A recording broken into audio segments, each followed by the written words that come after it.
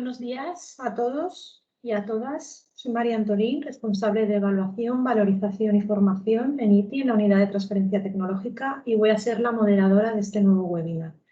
Antes que nada, quería indicaros que esta sesión está siendo grabada para posteriormente subirla a nuestro canal de YouTube, así que, por favor, micrófonos y cámaras desactivados y así evitamos interferencias. En primer lugar, quería agradecer vuestra presencia a este nuevo webinar que hemos titulado Opossum, ciberseguridad basada en Big Data e Inteligencia Artificial para aplicaciones empresariales, que impartirá mi compañero Paco Barrena. Para los que no nos conocéis, somos un centro tecnológico privado con la misión de realizar investigación, desarrollo e innovación que contribuya a resolver los retos de la industria y de la sociedad. Y lo que es más importante, transferir las tecnologías y el conocimiento derivado de esta investigación al mercado para mejorar la posición competitiva de las empresas. Este webinar se enmarca en lo que hemos llamado la Semana de la I+D+I de ITI, que por segundo año consecutivo y bajo el lema Tecnología de personas para personas, pretende dar a conocer a las empresas, en especial a las de Comunidad Valenciana, los resultados de la I+D+I desarrollada por el Instituto en habilitadores tecnológicos en torno al dato, como la inteligencia artificial, el Big Data, los sistemas ciberfísicos, etc. Y en sectores estratégicos como la industria o la salud, sin olvidarnos de la industria TIC a la que representamos, y hemos dedicado 2 jornadas dentro de esta semana de la I+D+I, siendo hoy una de ellas que se focalizará en ciberseguridad y en blockchain, y con la que concluiremos esta semana de la I+D+I. Se trata de una acción financiada por la Generalitat Valenciana a través de IBACE y de la Unión Europea a través de los fondos FEDER. Para empezar, os introduciré brevemente al ponente de hoy.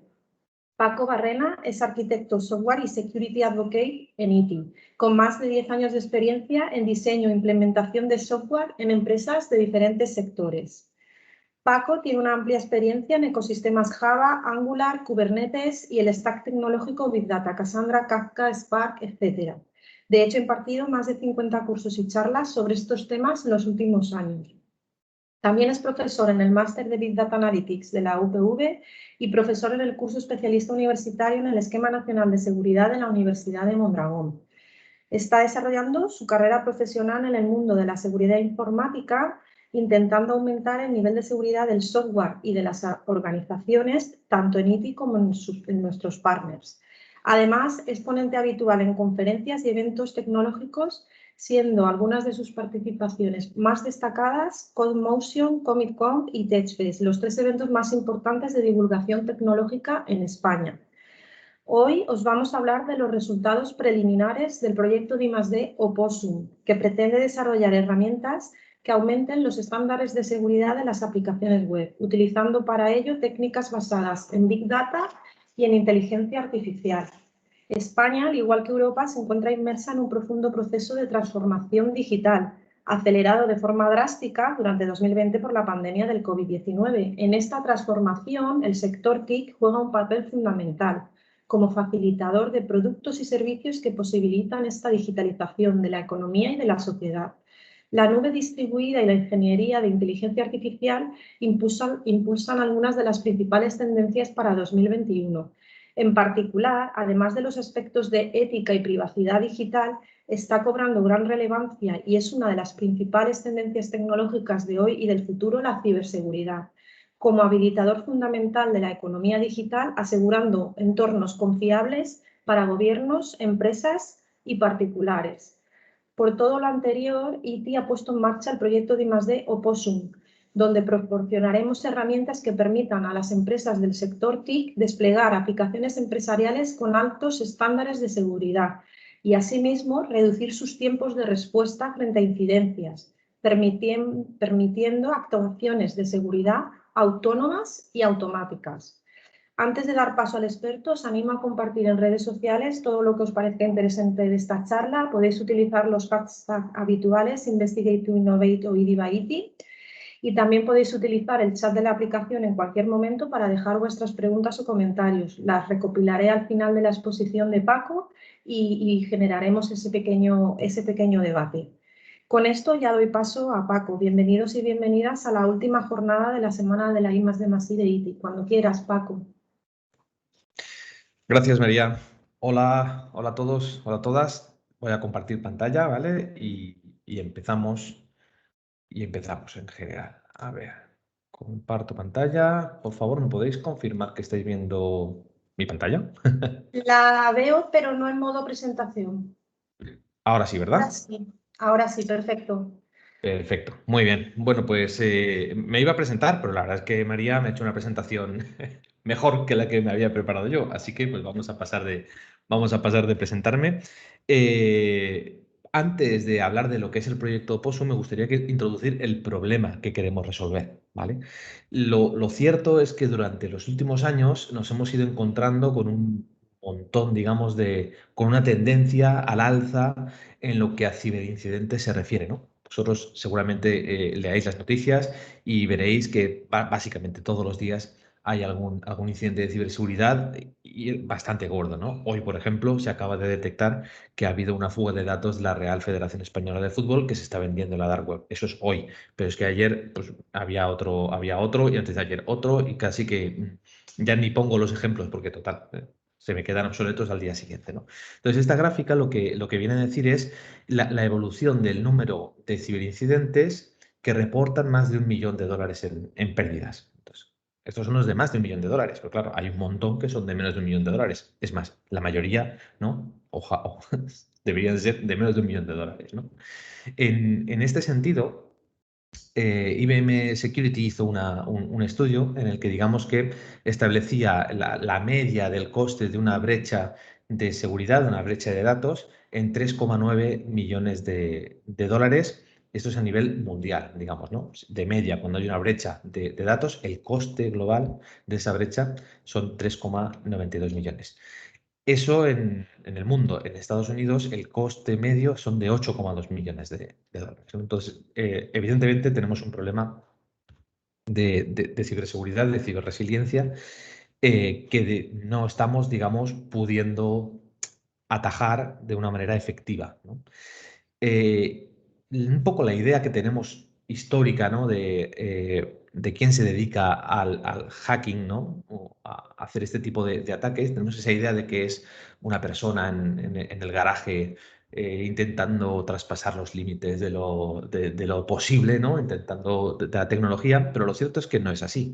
Lo cierto es que las principales motivaciones de los ciberataques están relacionadas con el cibercrimen. Y el cibercrimen no es más que las mismas organizaciones criminales que operaban en la calle o que todavía operan en la calle se han dado cuenta de que es mucho mejor, mucho más sencillo, mucho menos peligroso y mucho más lucrativo ejercer esas actividades delictivas en el ciberespacio, ¿no? Entonces, el 87% de las motivaciones de un ciberataque tienen que ver con el cibercrimen y no tienen que ver con el hacktivismo, que es un poco la idea que tenemos todos, ¿no? De un hacker que pues, yo qué sé, de Snowden, ¿no? De este tipo de gente, ¿no? Así que bueno, la motivación es económica principalmente. Cada 39 segundos, según la Universidad de Maryland, hay un ataque, ¿vale? de ciberseguridad en el mundo. Y es que clásicamente, hasta hace unos años, las amenazas a las que nos enfrentábamos eran en tiempo humano, pues había una persona detrás operando un ataque contra una organización, ¿no? Pero esto ha cambiado en los últimos años. Estos ataques ya no son en tiempo humano, son en tiempo máquina. Las organizaciones criminales que están motivadas, como habíamos visto hace un momento, construyen bots o construyen mecanismos automáticos que se dedican a atacar a servidores. Y estos bots no se cansan, no se rinden y no tienen clemencia. Les da igual atacar a un hospital que atacar a una empresa, a un oleoducto, ¿no? Como el ejemplo que vimos hace unas semanas del oleoducto americano que fue comprometido y que, por cierto, pagaron un rescate de 8 millones de dólares, ¿no? Claramente, si los ataques están dirigidos por bots, podríamos pensar que la buena noticia es que efectivamente son bots, entonces se pueden parar, ¿no? Porque son, digamos, automáticos y son reconocibles. Esto es cierto y claramente un porcentaje no sofisticado de esos ataques pueden ser detectados y parados automáticamente. Pero también es cierto que la mayoría de las empresas, especialmente si son empresas pequeñas, no tienen las salvaguardas necesarias para poder parar esas amenazas. ¿Qué ocurre con un despacho de abogados, ¿no? ¿O qué ocurre con una empresa que es una consultoría pequeña, ¿no? de software, por ejemplo? Pues que están ciertamente desprotegidos. porque no tienen esa cultura ni tienen perfiles específicos para parar esos ataques automáticos, ¿vale? Por supuesto, siguen existiendo ataques especializados y dirigidos, ¿no? Estos son evidentemente los más peligrosos. En ciberseguridad, a este tipo de ataques los llamamos los Advanced Persistent Threat o APTs para los amigos, ¿no? Estos son los que están detrás de los ataques a la democracia, ¿no? O a infraestructuras críticas, ¿no? Estos grupos son estables, reconocibles, hay una clasificación de APTs, APT1, APT2, APT3, APT4, ¿no? Y uno de los más famosos, por ejemplo, sería el grupo Fancyber, que es el APT28, que está detrás del ataque a las elecciones francesas, a la campaña de Macron, etc. ¿Vale? En fin, si sois una pequeña empresa, o incluso una gran empresa, y viene una APT a por vosotros, pues igual ocurre esto, ¿no? Que, bueno, pues digo, habéis puesto una puerta, pero es que estos son muy gordos. Bueno, en fin, el objetivo no es parar a las APTs, que también, evidentemente, si sois una empresa grande o que opera una infraestructura crítica, tenéis que preocuparos de ella. Si es una empresa pequeña, pues hombre, nadie os va a culpar, ¿no? Si llega Fancyber y se mete en vuestra organización. A ver, hay que intentarlo, pero entendéis, aquí hay niveles. Todo esto que os cuento, ¿por qué os lo cuento? Pues para llegar a la conclusión de que la cultura de ciberseguridad tiene que mejorar. ¿Por qué? Pues porque las amenazas son cada vez más frecuentes, los botines son cada vez más suculentos porque operamos más en Internet y con la pandemia esto ha sido más todavía, ¿no? Ya no puedo ir ni al banco a hacer una operación, la tengo que hacer desde Internet. Ahora igual sí que podemos volver, ¿no? O con la propia administración pública. Si querías hacer algún trámite con la administración pública, no podías ir físicamente, tenías que hacerlo a través de la red. Así que hay más superficie de ataque y más recursos que se pueden conseguir, se pueden robar, digamos, ¿no? Y por otra parte, los ataques son cada vez más sofisticados. Claro, si cada vez que atacamos un oleoducto resulta que ganamos 8 millones de dólares, vale la pena invertir en herramientas y en ataques sofisticados que me permitan llegar a esas cifras, ¿no? Entonces, si todo es cada vez más difícil, hay más amenazas y todo es más sofisticado, ¿cómo siguen siendo la seguridad de nuestras infraestructuras? Pues sigue siendo algo parecido a esto, ¿no? ¿Cuántas veces nos encontramos el propio código de acceso en un POSIT, en un monitor y una cámara de seguridad apuntando a ese monitor? Pues bueno, pues estas cosas, las cámaras de seguridad que van por IP se pueden comprometer y se puede obtener ese tipo de información. O este caso más cachondo, ¿no? En el que, pues no sé, ¿qué código será para entrar en esta puerta, ¿no? Pues este 3944, que es el número, y justo el 3, el 4 y el 9 son los que están más marcados. Pues evidentemente esto es un problema.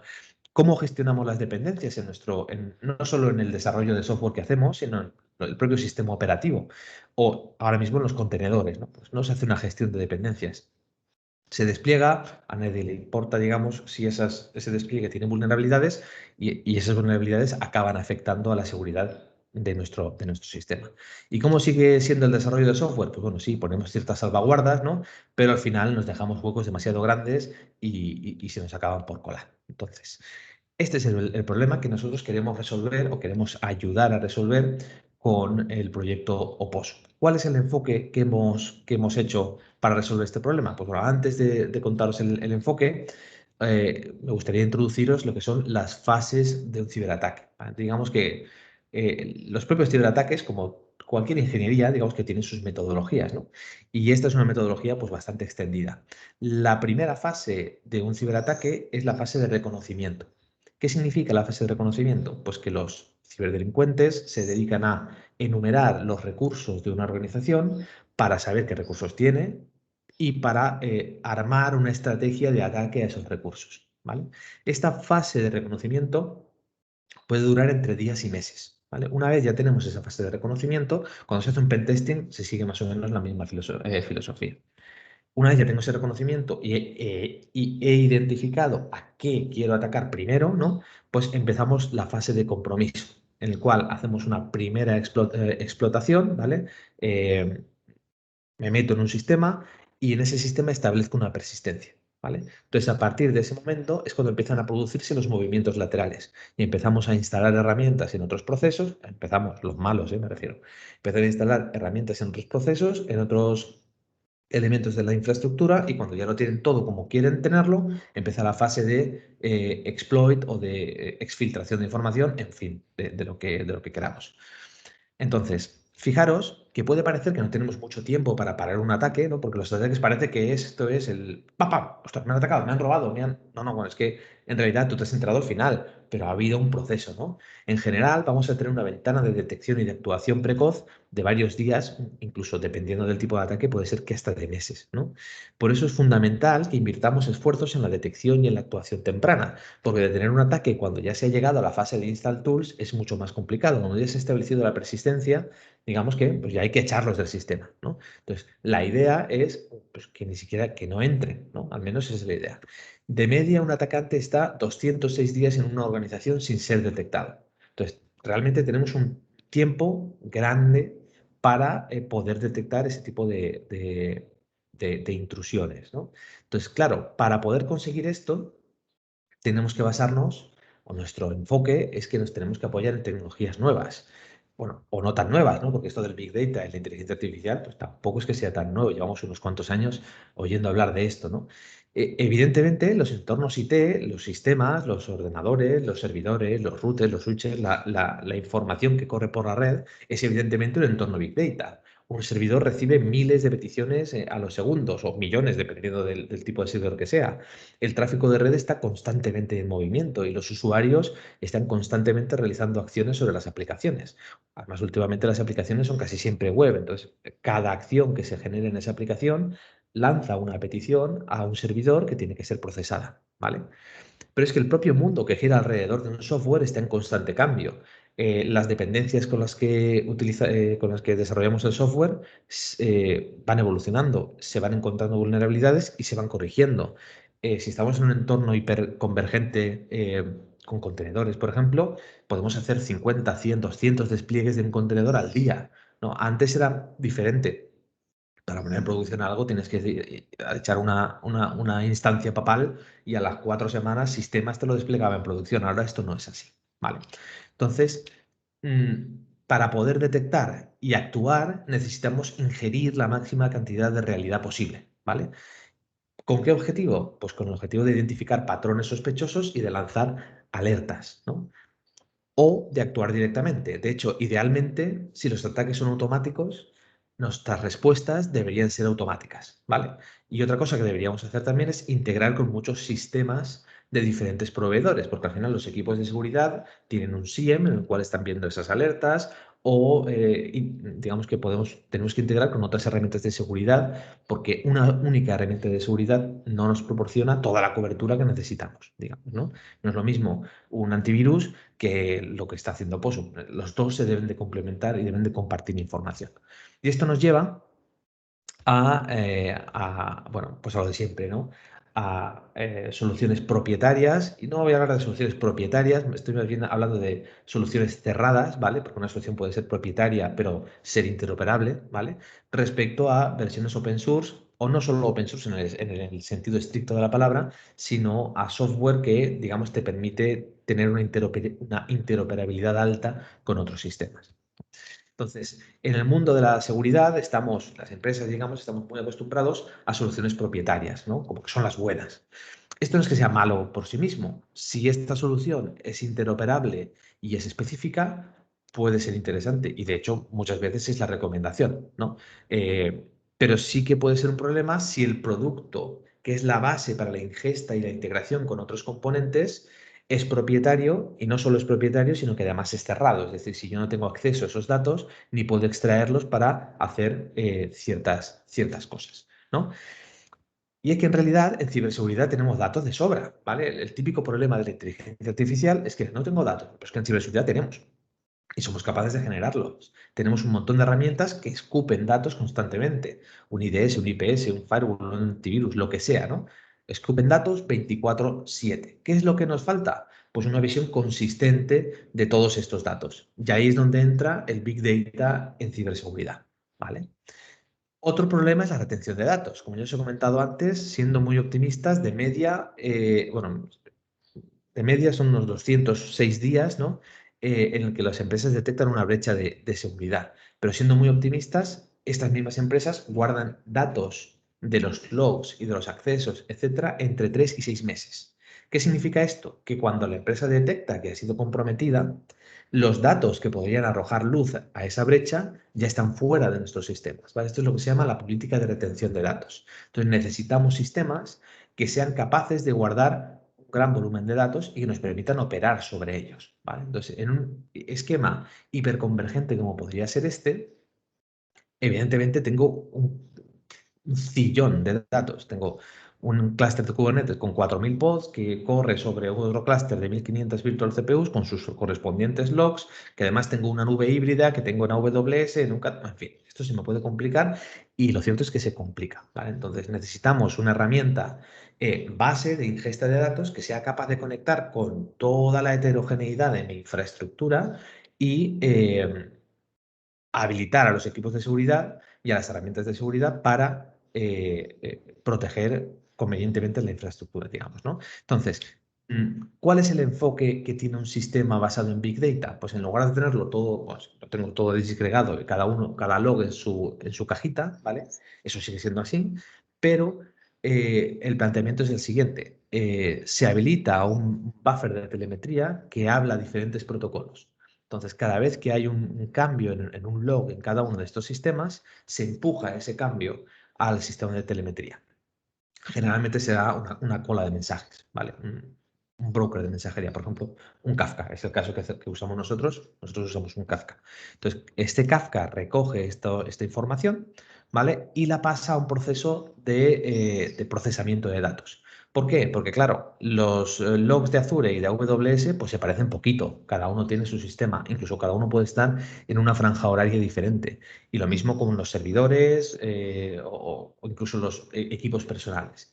Entonces necesitamos recoger esa información, procesarla, normalizarla, validarla, para que siga, digamos, un patrón común para que podamos luego analizarla. Porque claro, si tenemos un sistema heterogéneo con 1 millón de cosas diferentes, pues luego no vamos a poder procesar ni analizar esos datos, ¿vale? Otro elemento interesante es la fase de enrichment. En esta fase lo que se hace es consultar a fuentes externas de inteligencia de riesgos, como puede ser MullDB o Alien Vault o Spicy o bueno, el que os venga mejor, digamos, ¿no? De modo que, claro, históricamente, en una request, por ejemplo, ¿qué información tengo para evaluar si esa request es válida, es maliciosa o no es maliciosa? Pues tengo el contenido de esa request, la IP y casi que poco más, ¿no? Mucho la información del agent y poco más. Claro, sería interesante que cada vez que recibo una de esas peticiones yo le pudiera preguntar a un servicio como IP Quality Score, por ejemplo, que me dice si esa IP está catalogada como una IP de malware o si esa IP qué reputación tiene digamos, de uso en Internet, digamos, ¿no? Entonces eso podría ser interesante. O si me están haciendo una petición desde un servidor que resulta que es un servidor ubicado en Kazajistán, operado por no sé quién. Eso me lo puede dar Sodan, por ejemplo, ¿no? Entonces, esta fase de enrichment es súper importante porque nos permite, digamos, clásicamente las herramientas de seguridad están como muy centradas en una cosa y esto les permite dar un paso atrás y ver la globalidad de lo que está ocurriendo. Nos da más contexto para poder determinar si esa petición es buena o es mala, ¿vale? Una vez ya tenemos los datos procesados y enriquecidos, se pasa a una fase de análisis. Aquí es donde entra la parte de inteligencia artificial, ¿vale? Se analizan esa información y se alimentan modelos, que luego veremos cómo lo estamos haciendo, que, digamos, predicen la calidad, hablando de seguridad, de esa petición o de esa acción, ¿vale? Y en función de eso ya podemos alertar si no estamos seguros de la acción a realizar o si estamos muy seguros podemos directamente actuar. Y esto nos daría lo que es la actuación automática, ¿vale? Entonces, este modelo de seguridad del castillo y el foso, ¿no? En el cual mi infraestructura estaba protegida, es decir, todo lo que está fuera de mi infraestructura, de mi perímetro de seguridad es hostil y todo lo que está dentro de mi perímetro de seguridad es amigable, digamos, esto ya no funciona. Entonces tenemos que cambiar el modelo de seguridad y pasar a un modelo de cero trust, que se llaman unas arquitecturas de cero confianza, en el que no hay foso ni castillo, todos desconfiamos de todos, ¿vale? Entonces, en este contexto y con este enfoque, digamos que se articula el proyecto Oposo. ¿Qué es el proyecto Opossum? Pues el proyecto Opossum, digamos que se pone en medio entre la seguridad de infraestructura, la seguridad de las aplicaciones y el ciclo de vida de DevSecOps, ¿vale? El ciclo de vida de DevSecOps es empujar todo lo que tiene que ver con seguridad lo más cerca al desarrollo, para que el software que se despliega tenga el mínimo número de vulnerabilidades posibles, ¿vale? Generalmente el enfoque es al revés. Desarrollo hace lo suyo, despliega y es cuando ya está en producción cuando empezamos a darnos cuenta de que resulta que somos vulnerables, ¿vale? Entonces, ¿cuál es el enfoque del proyecto Opossum? Pues bueno, nosotros lo que hacemos es, utilizando el ciclo de vida de DevSecOps, hacemos un análisis de dependencias del software que se está desarrollando, ¿vale? Ese análisis de dependencias que nos da, nos dice las vulnerabilidades de las dependencias de nuestro código y nos da instrucciones o recomendaciones para que las solventemos, ¿vale? También hacemos un análisis de la vulnerabilidad del propio código, ¿vale? De modo que si un desarrollador, por ejemplo, ha hecho una consulta SQL concatenando strings, le diga, oye, que aquí tienes un riesgo de SQL injection, ¿vale? Entonces, con estas dos cosas lo que hacemos es bastionar, digamos, el propio desarrollo de software. Además, si el desarrollo está basado en Docker, pues también hacemos una serie de comprobaciones de análisis de vulnerabilidades y de análisis de, digamos, de buenas prácticas en la construcción de esas imágenes Docker, que es un vector de ataque también bastante interesante. Con esta información hacemos dos cosas. Por una parte, se la damos a los desarrolladores y les decimos arregladlo. Y por otra parte, construimos reglas específicas dependiendo de los resultados de estos análisis, ¿vale? Entonces, el proyecto Opossum al final es una mezcla entre un API Gateway y un Web Application Firewall, o como se llama últimamente, un Web Application and API Protection, WAP para los amigos, ¿vale? Es una pieza de software que se pone delante de las aplicaciones y que filtra toda esa información para, digamos, cortar las comunicaciones que se consideran maliciosas, ¿vale? Es básicamente a grandes rasgos el proyecto Opossum. Lo que pasa es que tiene un montón de cosas diferenciadoras, ¿no? Porque esto ya existe, digamos, ¿no? Ahora os contaré qué es lo que hacemos diferente. Una de las partes que hacemos diferente es que históricamente los WAFs clásicos o este tipo de productos se basan en reglas que escriben los técnicos, ¿vale? Los ingenieros de seguridad. ¿Qué ocurre con estas reglas? Pues que generalmente son difíciles de escribir o se escriben una vez y no tienen en cuenta las particularidades de cada aplicación. Con este ciclo de vida de DevSecOps, nosotros lo que hacemos es escribir automáticamente estas reglas y desplegarlas automáticamente en Opossum. De modo que ya no es un humano el que escribe estas reglas, sino que es un modelo de inteligencia artificial el que escribe estas reglas por vosotros, ¿vale? Eso es una parte del proyecto Opossum. La otra parte del proyecto Opossum tiene que ver con todo este ciclo de vida de Big Data que hemos visto hace un momento, ¿vale? Utilizando un sistema de ciberseguridad específico de Big Data, que ahora veremos cuál es, recogemos información de los servidores, los ordenadores, la red, la actividad de los usuarios y enriquecemos esa información utilizando técnicas OSINT. De modo que podemos calcular y entrenar modelos basados en el comportamiento de los usuarios. ¿Para qué? Pues para detectar cuando un usuario se comporta de una manera extraña, ¿vale? Entonces, no solo nos fijamos en cómo es el software y en cómo se despliega el software, sino en cómo se utiliza el software, ¿vale? Y digamos que serían las dos partes más diferenciadoras del proyecto Possum. Reduciéndolo mucho, el proyecto Possum viene a ser esto, ¿vale? Hay una aplicación pequeñita, un microservicio generalmente, ¿no? Que está ahí haciendo sus movidas y Opossum se pone por delante y le protege de los flechazos, ¿no? Sí, digamos que este sería el resumen del proyecto Opossum. Un poco de curiosidad del nombre del proyecto. Bueno, Opossum en inglés es zarigüeya y cogimos este nombre precisamente por esta imagen, ¿no? De la zarigüeya madre que protege a sus zarigüeyas chiquititas. Entonces, Opossum sería la zarigüeya mamá y las zarigüeyas chiquititas serían las aplicaciones. Sabéis que las zarigüeyas pueden ser hasta muy agresivas, ¿vale? Entonces, todo esto está muy bien, ¿vale? Paco, esto está genial, pues esto, ¿cómo lo hacéis, no? Pues bueno, esto es lo que os vamos a contar ahora. Primero os vamos a contar qué sistema de Big Data centrado en ciberseguridad estamos utilizando. Y aquí os voy a dar una buena y una mala noticia, ¿vale? La buena noticia es que es un sistema open source, ¿vale? Se llama Apache Metron. Es una plataforma de streaming específica para ciberseguridad, funciona en tiempo real, tiene una ventana de datos de 24 meses, lo que os comentaba antes, ¿no? Esto está muy interesante. Tiene, digamos ya, características de inteligencia artificial nativas, ¿vale? Y es una buena base de datos para lo que es la analítica y sobre todo la analítica forense, ¿vale? Es un sistema extensible que tiene una serie de plugins, así que esto es, digamos, a priori estupendo, ¿no?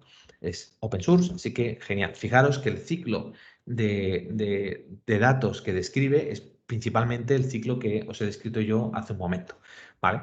Tiene una serie de eventos de telemetría que se recogen a través de protocolos estándar, ¿vale? Y a partir de aquí sigue el mismo proceso que os he descrito anteriormente, ¿vale? Claro, con esta infraestructura que tenemos, pues tenemos una plataforma open source libre de vendor lock-in, los datos son vuestros, podéis utilizarlos para lo que queráis. Si tenéis que integrar con algo que no esté integrado, pues chico, solo tienes que ponerte manos a la obra. Si sabes Java y tal, pues esto está hecho en Java, pues tira para adelante. Perfiles de Java hay un montón. Nos dan volumen suficiente para hacer analítica de datos, volumen suficiente para entrenar modelos de inteligencia artificial y es una infraestructura de la cual pueden beber otros sistemas de seguridad, ¿vale?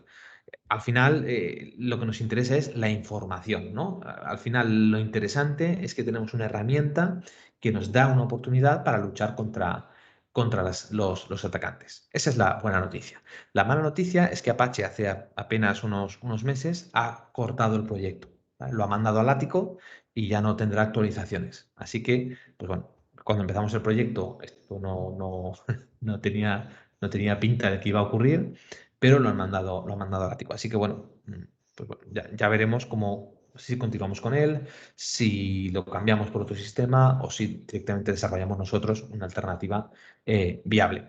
Digamos que de aquí a unos cuantos años no podemos seguir funcionando con él, pero en nuestro roadmap ya tenemos que poner un sustituto para Apache Metro.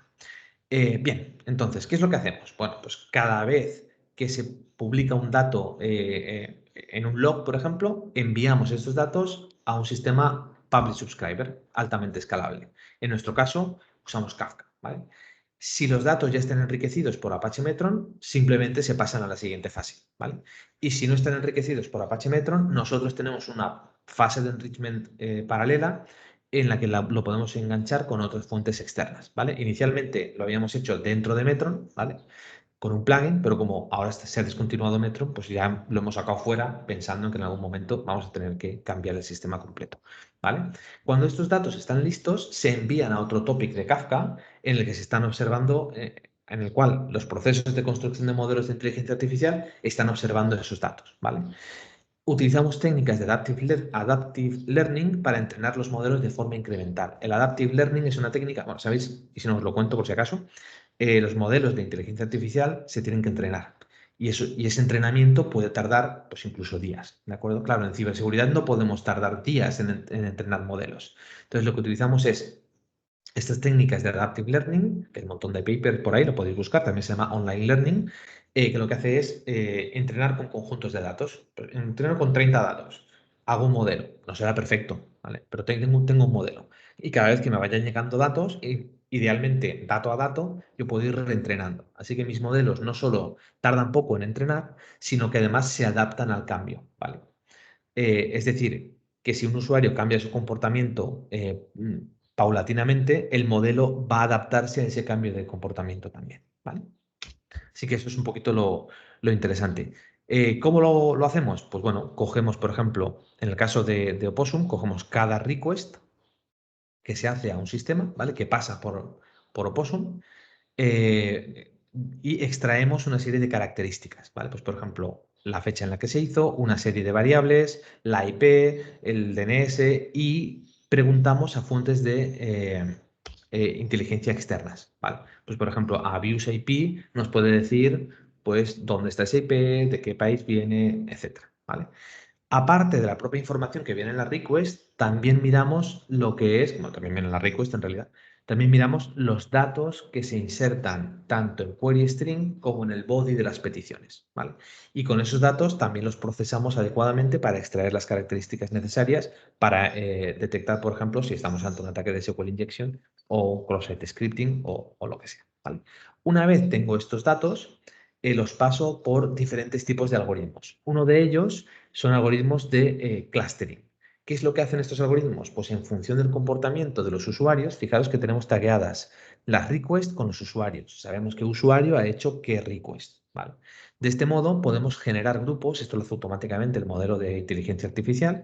No te pone la etiqueta System Admins, lo he puesto yo aquí pues, para que lo tengamos claro y no nos pone grupo 1, grupo 2, grupo 3. ¿Vale? De modo que podemos catalogar a cada usuario en función de su comportamiento. ¿Vale?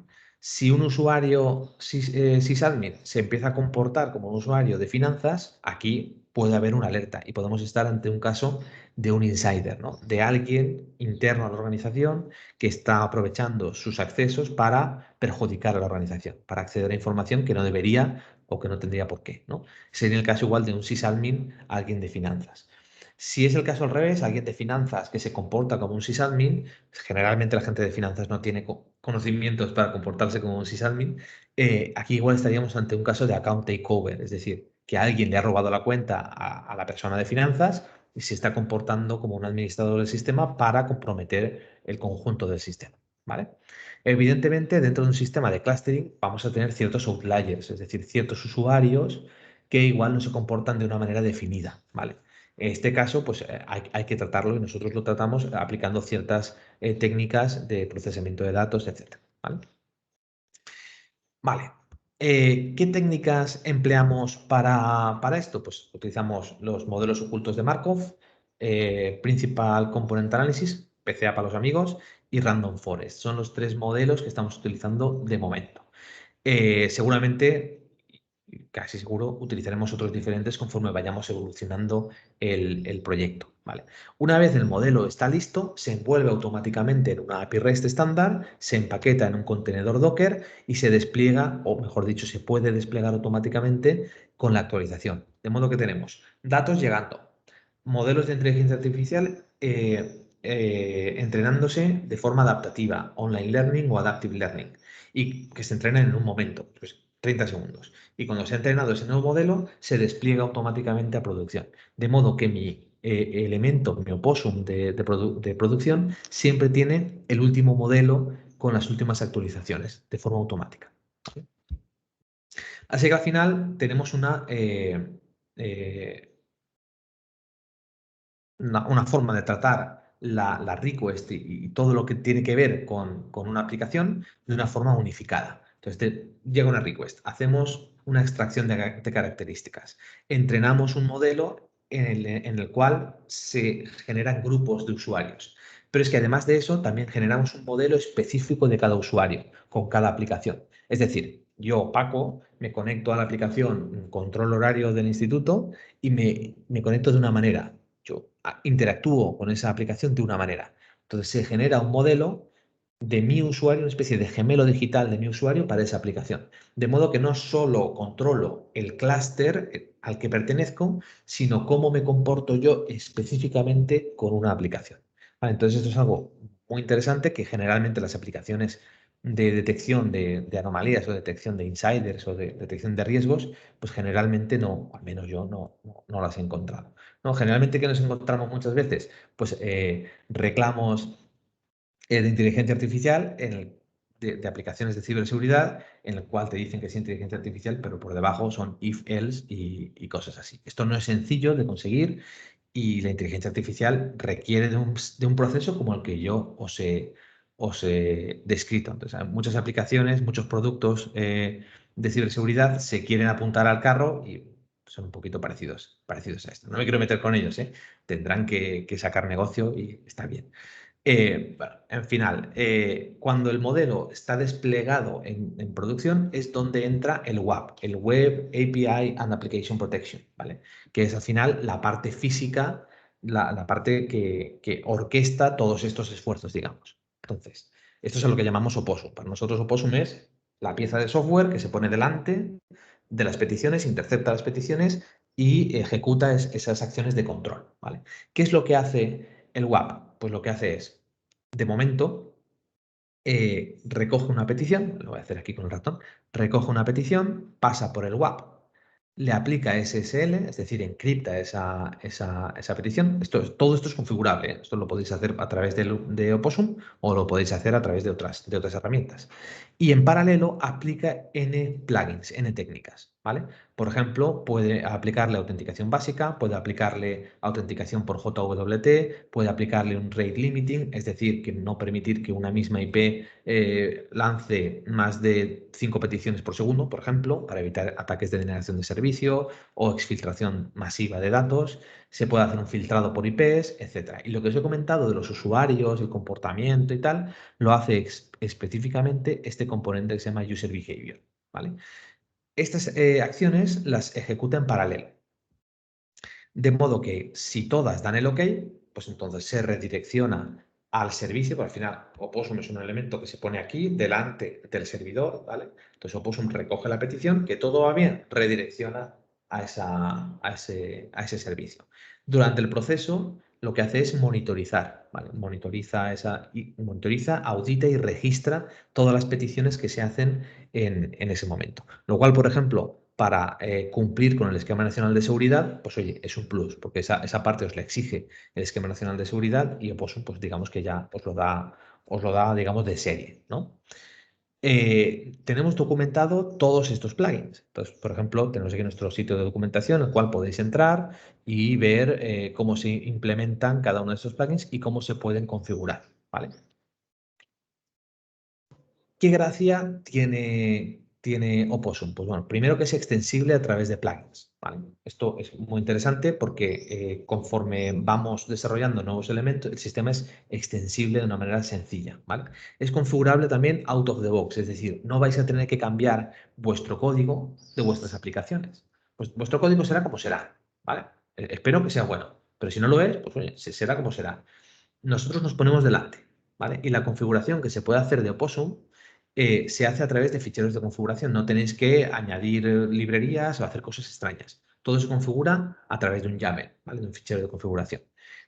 Así que no requiere de ningún cambio en el código fuente, insisto, y su objetivo es securizar aplicaciones que son inicialmente inseguras, ¿vale?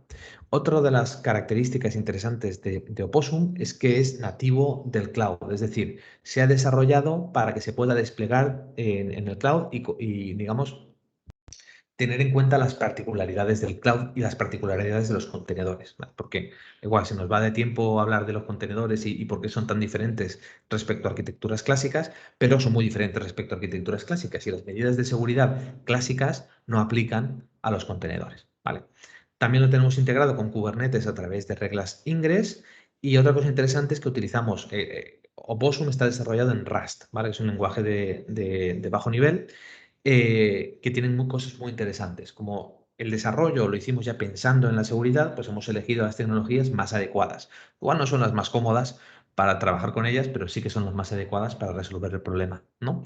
Y RAS concretamente tiene un modelo de memoria muy seguro, que por ejemplo evita lo que son overflows de memoria, punteros perdidos y este tipo de historias, ¿vale? Entonces, ¿qué nos gusta de Rust? Pues nos gusta todo esto, ¿vale? Pero específicamente su modelo de gestión de la memoria, ¿vale? La seguridad de memoria está garantizada. ¿Por qué nos interesa esto? Porque es uno de los vectores, digamos, de ataque más clásicos, ¿no? Para atacar a uno de estos sistemas, que es, bueno, pues me lío si están desarrollados en C o en C++, por ejemplo, la seguridad de memoria de estos lenguajes no es tan robusta, ¿no? Tan segura como la de Rust. ¿A qué me refiero con out of the box? Pues me refiero a esto, a que si yo quiero configurar mi Opossum, pues lo puedo hacer de una manera declarativa, ¿vale? Pues por ejemplo, le quiero meter un rate limiting, pues lo pongo aquí. Que no lo quiero, lo borro y ya está. Entonces puedo configurar mi Opossum, digamos, de una manera muy sencilla. De hecho, la gracia de esto es que se configura automáticamente, como os he comentado antes, a través del ciclo de vida de DevSecOps, ¿vale? Tenemos aquí todas las opciones de configuración, bueno, simplemente para que para que tuvierais ahí documentado.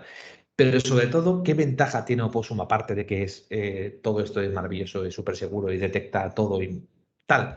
Pues además que es terriblemente eficiente. Nos hemos esforzado mucho porque sea muy eficiente. Pero claro, al final es un sistema que tú pones delante y que hace un montón de cosas. Entonces, si este sistema ya me tarda 10 segundos en ejecutar las comprobaciones de seguridad, pues amigo, tenemos un problema, ¿vale? Entonces, hemos hecho un benchmark entre Opossum haciendo todo esto, ¿vale? Y Nginx haciendo solo esto. Entonces, Nginx no hace nada más que redireccionar peticiones. Y nosotros hacemos toda la parte de user behavior, la autenticación básica, rate limiting, IP filters, etc. ¿Vale? ¿Cuáles han sido los resultados? Pues bueno, estos han sido los resultados del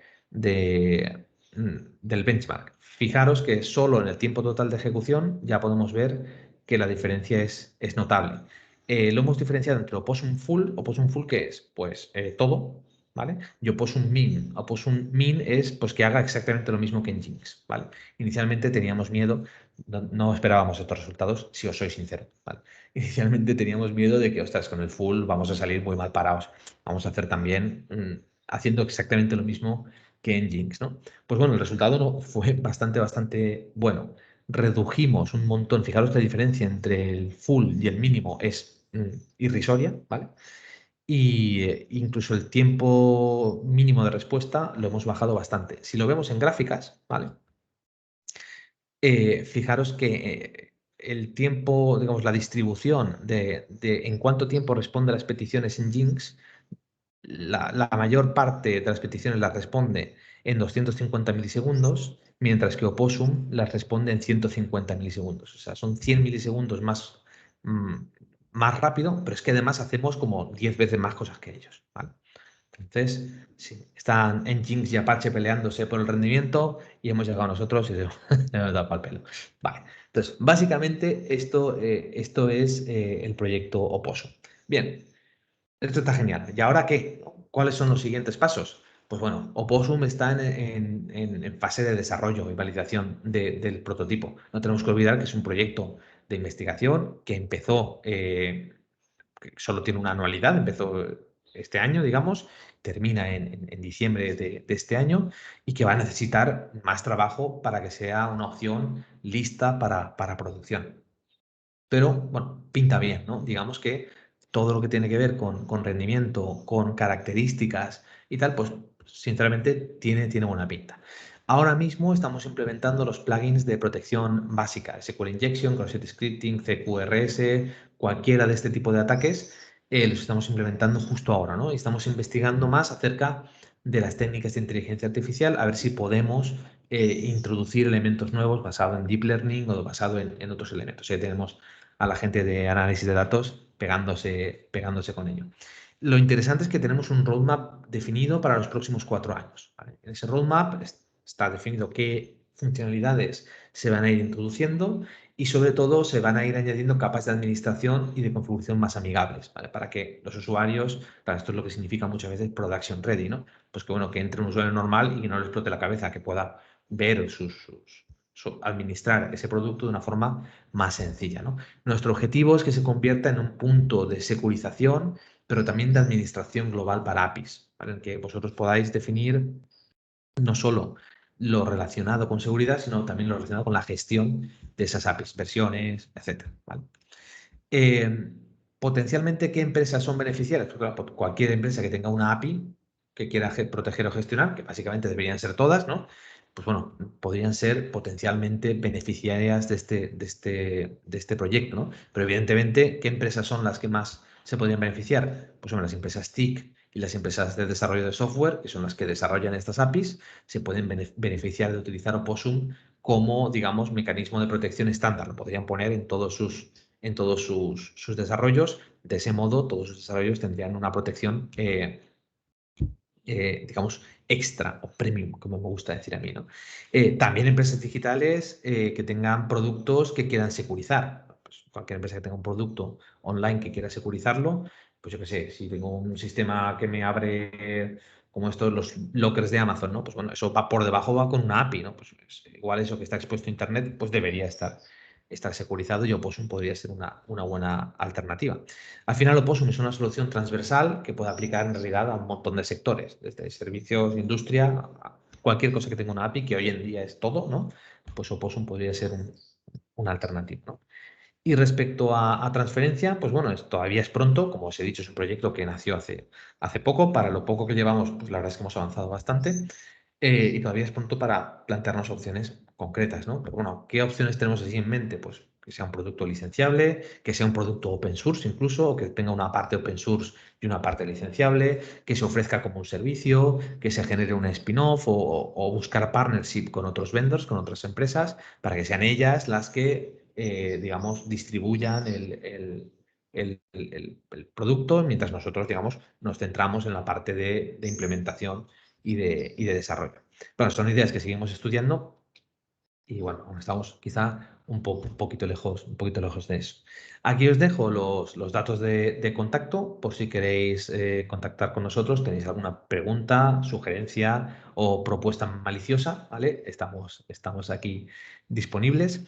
Y nada, simplemente gracias por vuestra atención. Esto era todo lo que tenía preparado y por supuesto, si tenéis alguna pregunta, pues aquí estoy para contestarla. Muchas gracias, Paco. Pues sí, nos han dejado alguna pregunta, aunque la primera ya la has respondido. Nos preguntaba un asistente si Opossum se pone delante de las peticiones, qué retardo producen los sistemas y cómo afecta al rendimiento de la aplicación. Justamente has dado bastante detalle sobre eso y has mostrado la comparativa que habéis hecho con Engis. Por lo tanto, Sabía que era una pregunta que iban a hacer. y luego nos pregunta también que si Opossum se podrá desplegar on-premise, si es así o no. Sí, sí, Opossum, digamos que nosotros nos hemos centrado en la parte cloud, ¿no? Pero lo estamos desarrollando para que se pueda desplegar en cualquier sistema, incluido on-premise. De hecho, nosotros las pruebas las hacemos siempre contando en estos tres entornos, ¿no? On-premise, máquinas virtuales y contenedores. O sea, cloud, máquinas virtuales me refiero, y contenedores. Y también Kubernetes, nos centramos mucho en la parte de Kubernetes. Muy bien. Y le damos a todo. Paco, yo quería preguntarte, el sistema Big Data que has contado es muy complejo, entonces, de instalar y de operar en una empresa, ¿es sencillo? ¿Qué requisitos mínimos o nivel de, no lo sé, de digitalización, de madurez tecnológica tiene que tener una empresa que quiera instalar este sistema? Es una buena pregunta y que tocas la llaga, digamos, ¿no?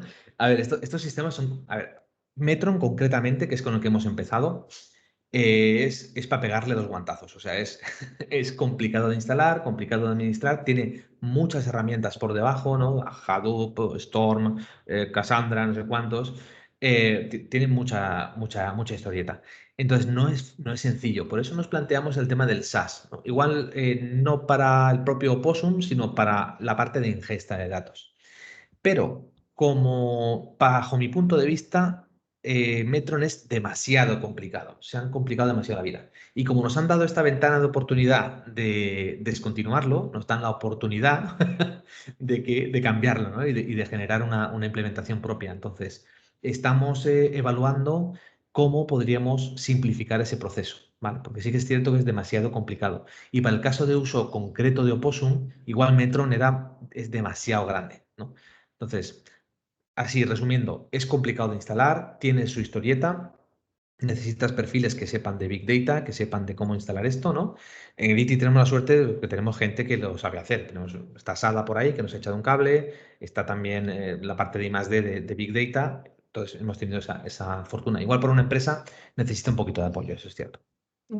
Pues mira, justamente en relación a otros proyectos de I+D, de gente en Big Data, nos preguntan también si estamos contemplando integrar Opossum con Aitana. Pues mira, sí que hemos tenido conversaciones con el investigador, con David, que es investigador principal de Aitana, y sí que estamos explorando la posibilidad, porque la verdad es que Aitana es un sistema mucho más sencillo que nos podría, además está basado en Big Data y en alta escalabilidad, así que nos podría valer.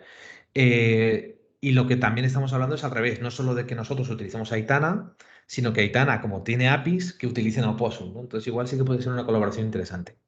Ujú. Muy bien.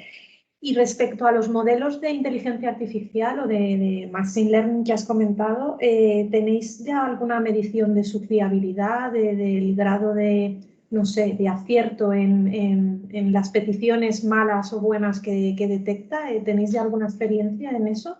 Sí, hemos hecho ciertas pruebas sobre el accuracy, ¿no? Que digamos que es el porcentaje de acierto Ujú. del algoritmo. Nos está saliendo un 90% de accuracy en estas fases iniciales. Estamos súper convencidos de que lo podemos subir a un 97-98% de accuracy. Ahora mismo estamos en una fase muy inicial. La idea es que sea, claro, en ciberseguridad el tema de los falsos positivos es bastante mortal, ¿no? Entonces nosotros le vamos a poner mucho foco en eso. Pero la verdad es que para el poco volumen de datos que tenemos, porque claro, estamos en un entorno de laboratorio, los datos los entrenamos con 1.700 peticiones. Son muy pocas. Si con 1.700 peticiones tenemos un 90% de fiabilidad, huele bien. Huele a que cuando tengamos millones de peticiones vamos a poder llegar a un nivel bastante alto. Vale, entonces como has comentado, entiendo que está todavía en una fase pues eso, de piloto, de testeo y que todavía no lo habéis probado a lo mejor en un entorno de producción real, pero que entiendo que hacia la finalización del proyecto la idea es probarlo ya en condiciones reales. Correcto, de hecho, la idea que tenemos, y ya hemos empezado a hablar con sistemas de Liti, es que lo implantemos. Nosotros aquí dentro de Liti tenemos un sistema que es el sistema de fichaje de horas en proyectos y todo esto, se llama LIPEM, ¿no? Es de gestión de proyectos. La idea es poner Opossum delante de IPM en producción y ahí ver que al final somos 200 y pico en el Liti, accediendo todos los días, ¿no? Sobre todo a final de mes, que es cuando hay que imputar las horas. Pues la idea es probarlo en un entorno productivo primero dentro de Liti. Muy bien, muy bien. Pues no sé si alguno de los asistentes tiene alguna cuestión más, algún comentario, alguna pregunta. Si no, por mi parte, si no llega nada más, voy concluyendo que estamos en hora. Muchísimas gracias, Paco, por la presentación, a los asistentes por su presencia virtual. Si queréis profundizar en el proyecto, en la herramienta, en la tecnología, en las capacidades que os ha presentado Paco, podéis solicitarnos reuniones particulares, como siempre, en innovación@iti.es. Hemos encantados de hablar con vosotros y evaluar pues, vías de colaboración que pueden ser múltiples. Y os enviaremos, como siempre, la presentación y una encuesta de valoración y feedback tanto del evento como de la propia tecnología o herramienta que os hemos presentado y nos interesa mucho que lo completéis para que estas tecnologías que desarrolla IT no se queden en un cajón y lleguen al mercado de la forma más eficiente y que cubra necesidades reales y que os sea útil a las empresas, que es nuestra misión. Y nada, muchísimas gracias a todos. Si os habéis quedado con ganas de más, en este caso en el ámbito del blockchain, esta tarde os espero a las 3:30 con el último webinar de la semana de la I+D. Y nada, muchísimas gracias a todos. Muchas gracias. Hasta Hasta luego. luego.